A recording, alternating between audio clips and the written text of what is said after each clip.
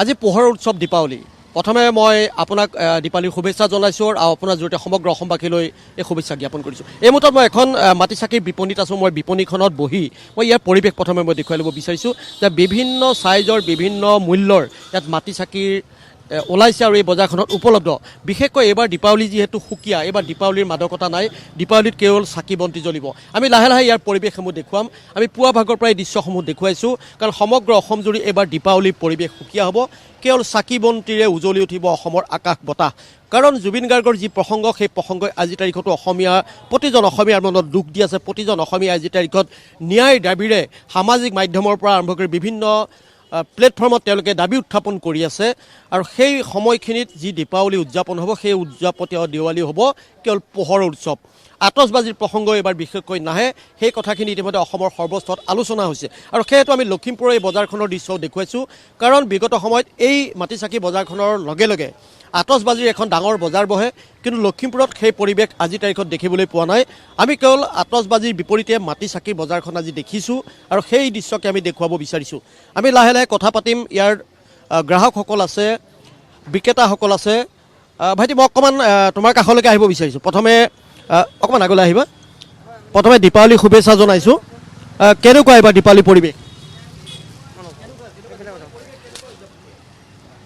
ক'ব বিচৰা নাই, মই গ্ৰাহকৰ কাষলৈ আহিম। কেনেকুৱা বজাৰ এইবাৰ?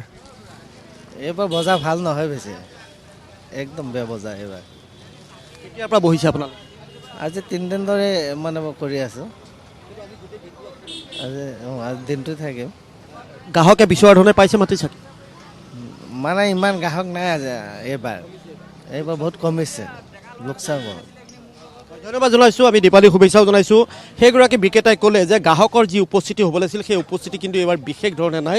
কাৰণ সকলোৱে দীপাৱলী উদযাপন কৰিব বিচাৰে যদিও কিন্তু এইবাৰ দীপাৱলীক লৈ বিশেষ মানুহৰ মাজত উৎসাহৰ ঢল নাই। মাটি চাকিৰ বজাৰখনৰ বিপৰীতেতো আতচবাজি বজাৰখনৰ কথা নাই বুলি ক'লেও ভুল নহয়।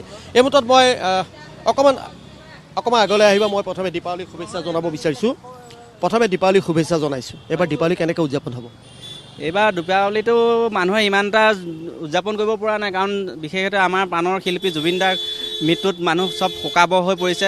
এইবাৰ ফটকা ফুটোৱাটো গোটেই বয়কট কৰা হৈছে, আৰু আন কেইবছৰ যেনেদৰে আমাৰ উদযাপন কৰা হয় এইবাৰ সেইমতে হোৱা নাই। মানুহ খুব অন্তৰত বহুত শোকে সন্তপ্ত হৈ পৰিছে। সেইটো কাৰণে আমাৰ নিয়মটোহে কৰা। মাটি চাকিৰ দীপাৱলী হ'ব? অকল মাটি চাকিয়ে দীপাৱলী হ'ব। তুমি কিনিলা মাটি চাকি? মই মাটি চাকি নিছোঁ, 2 গছমান জ্বলাম আৰু। কিন্তু জুবিনদাৰ শোকত আমি ইমান আনন্দ আন কেইবছৰৰ আগতে কৰা হোৱা নাই। ধন্যবাদ জনাইছোঁ। দীপাৱলীৰ শুভেচ্ছা জনাইছোঁ। নিয়ম মাফিকভাৱে পৰম্পৰাগতভাৱে দীপাৱলী উদযাপিত হ'ব। মই মাটি চাকিৰ বজাৰখন লখিমপুৰৰ নগৰ, কাৰণ আতচবাজি বজাৰ এইবাৰ আমি দেখুৱাবলগীয়া হোৱা নাই। ক'ৰবাত 2-এখন সৰু ব্যৱসায়িক প্ৰতিষ্ঠান বহিছে, তাৰ বিপৰীতে কিন্তু কেৱল মাটি চাকি বজাৰ। কিন্তু মাটি চাকি বজাৰখনতো যেনেধৰণে গ্ৰাহকৰ ভিৰ হ'ব লাগিছিল, সেই গ্ৰাহকৰ বিশেষ ভিৰ কিন্তু এতিয়াও দেখিবলৈ পোৱা নাই। তথাপিতো বাইদেউ, দীপাৱলীৰ শুভেচ্ছা জনাইছোঁ। এইবাৰ কেনেধৰণে উদযাপিত হ'ব দীপাৱলী? এইবাৰ দীপাৱলী খুব ভাল ধৰণেই হ'ব, কিন্তু তাৰ মাজতে আমাৰ দুখৰ বিষয়, আমাৰ হিয়াৰ আমঠু জুবিন গাৰ্গ যেতিয়া তেওঁৰ কাৰণে আমি নিৰ্দিষ্ট এই চাকি কিনি লৈছোঁ। তেওঁৰ কাৰণে সুকীয়াকৈ আমি চাকি জ্বলাম আৰু ঈশ্বৰৰ ওচৰত প্ৰাৰ্থনা কৰিম যাতে তেওঁ সোনকালে ন্যায় দিয়ে আৰু তেওঁ আত্মাৰ সদ্গতি হওক। মোৰ সিমানেই। আপুনি বিচৰা মতে মাটি চাকি পাইছে? মই বিচৰা মতেই পাইছোঁ। চাকিবোৰ সুন্দৰ আৰু দামবোৰ অকণমান বেছি হৈছে যোৱাবাৰতকৈ, হ'লেও মানে ভাল লাগিছে। আৰু যিমান দাম হ'লেও আমিতো নিজৰ দীপাৱলী উৎসৱটো পালন কৰোঁৱেই, সেইকাৰণে মানে দাম হ'লেও কিনিছোঁ আৰু। ধন্যবাদ জনাইছোঁ। দীপাৱলীৰ শুভেচ্ছা জনাইছোঁ। এই ধৰণে অনন্ত দীপাৱলী উদযাপিত হ'ব লখিমপুৰৰ প্ৰান্তে প্ৰান্তে। যদিও আতচবাজিৰ কথা নাই, কিন্তু মাটি চাকি বজাৰখন আছে। গ্ৰাহকৰ উপস্থিতি বিশেষ নাই যদিও লাহে লাহে বৃদ্ধি হ'ব।